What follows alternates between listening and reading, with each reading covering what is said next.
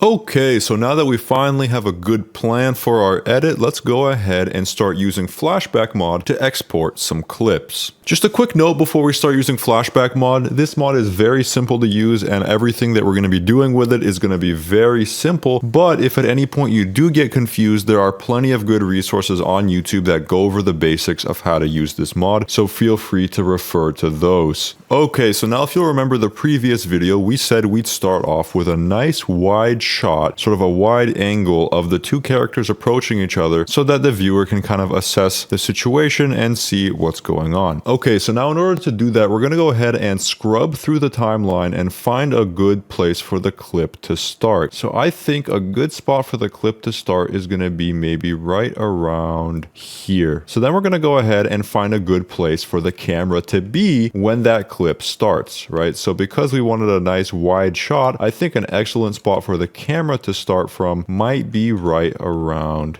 here. The characters are kind of nice and centered and we can get a good view of them approaching each other. Now, if you need to make more fine adjustments with the camera, you can use the scroll wheel to change your flying speed. So my flying speed is nice and slow, so I can make these micro adjustments. Good. I'm happy with where the clip is starting in the timeline here, and I'm also happy with where the camera is starting. Once we're happy with both of those things, we're going to go down here, press add element and click camera. Then we're going to go ahead and add a camera keyframe, and it's going to go ahead and save that position with our camera, or it's going to go ahead and save our camera position. Then let's go ahead and scrub through the timeline and find where we want the clip to end. So right around here is when I throw the ender pearl. I think that's definitely going to be ending a bit too late. I think a good spot for the clip to end is right before I start this jump right here, because I think the next clip is going to go ahead and demonstrate how I'm jumping and holding that ender pearl, which means this first clip should probably end right before I jump. So now that I'm happy with the position in the timeline, let's go ahead and find a good camera position. I think because in the next clip the camera is going to ultimately end up here, let's go ahead and pan it over to this side so it's at least a little bit of a similar motion. If we're panning from this side to this side, it might be jarring if we then switch to this angle.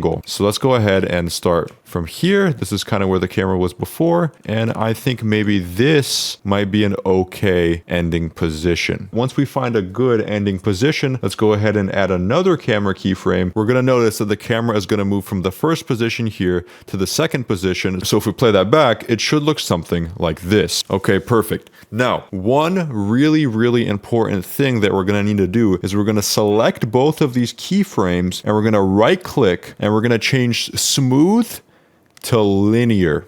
Okay, it is very important that you don't forget to do this. Why? What is the difference? So what linear is going to do is it's going to take the camera, move it from the first position to the second position in a linear way. Exactly what it sounds like. It's not going to do any kind of smoothing or it's not going to change it. It's just going to go from A to B in the most standard way. And it looks like this.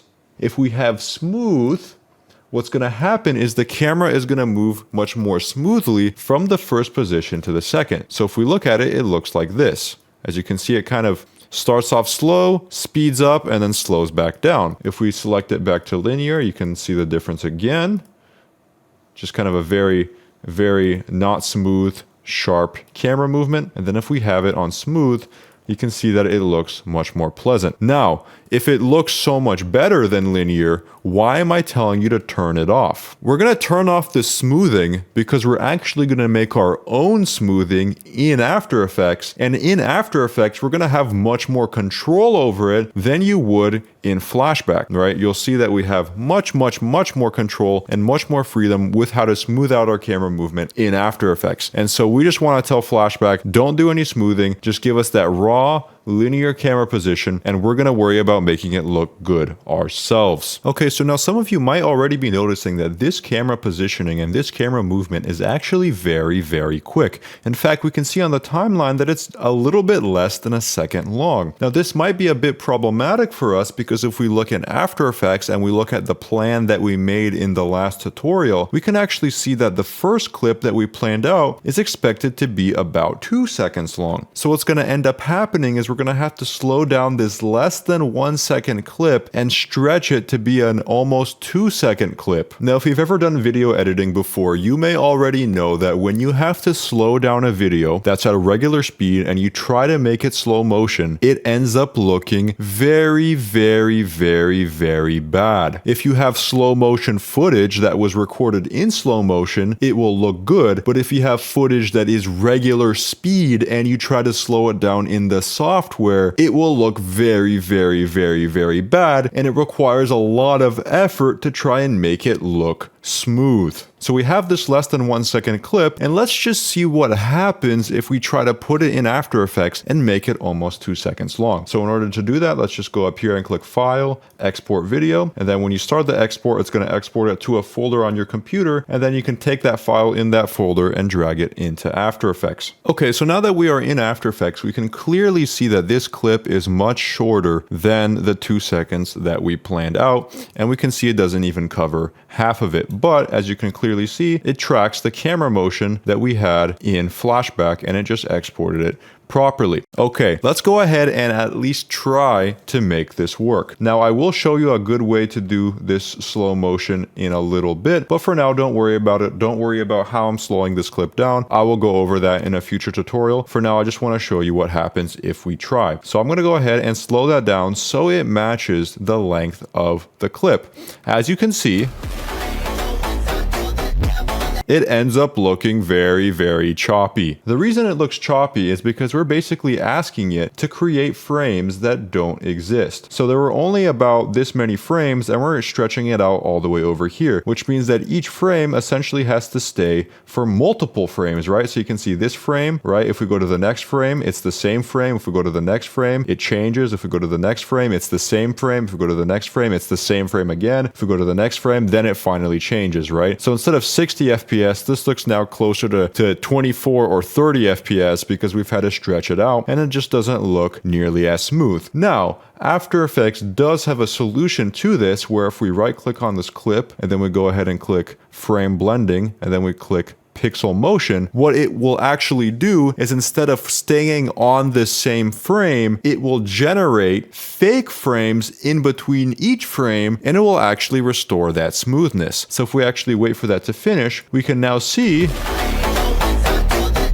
that that looks very, very smooth because it's running at a full 60 FPS, because where it was missing those frames, it went ahead and generated fake frames that don't exist based on analyzing the frames in between. Now, what's the problem with this? Well, any kind of frame generation is never gonna do it perfectly. There's always gonna be some kind of mistakes that it makes. For example, you can see right here, we're getting some weird kind of artifacts in my Minecraft character's leg. Now you might be thinking, but Vlad, this really doesn't look that bad. I mean, I can barely even notice it. Well, if you make a practice of this sort of thing, you'll start to see that with certain scenes that you try to slow down, it starts to become a real problem. For example, I have this shot of me throwing an ender pearl that I've artificially slowed down, and I've told After Effects to add in those fake frames to try to make it 60 FPS. And as you can see, on this real frame, it looks fine, but when it has to generate fake frames, it starts to just have no idea what it's even supposed to do. And with certain scenes, it can really become problematic to where your scene just looks completely messed up, and that slow motion really doesn't look good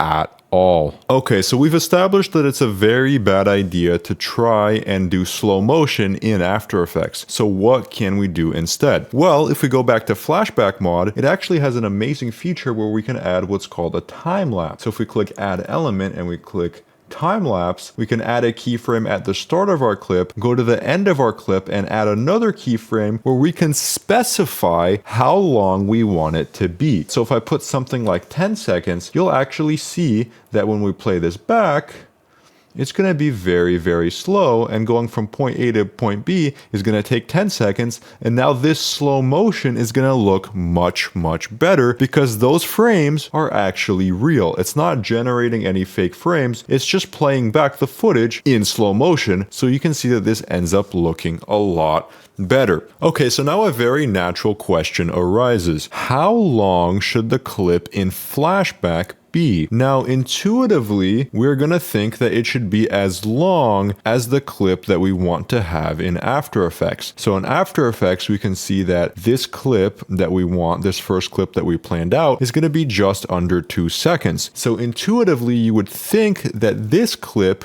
should also be around 2 seconds, right? And indeed, that would match up with what we've got going on in After Effects, but that's actually the wrong answer. What we want this clip to be is at least double what we want it to be in After Effects. I would say at least double, ideally triple or quadruple. Now that might not make that much sense now, but when we get to editing the clips, it will make a lot of sense as to why I'm asking you to do that. So, rule of thumb, whenever you are in Flashback and you have your clip, always make it at least double what you need it to be in After Effects. So in this case, I'm expecting the clip to be around 2 seconds long. So just to be safe, in Flashback, I'm actually going to go ahead and make it 6 seconds long, right? So I'm going to do triple what I need it to be. If you go overboard with this and you make it like, I don't know, 20 seconds long, that's just going to be unnecessary. It's going to just make your file really huge and it's going to be more cumbersome to work with, right? So you definitely want to find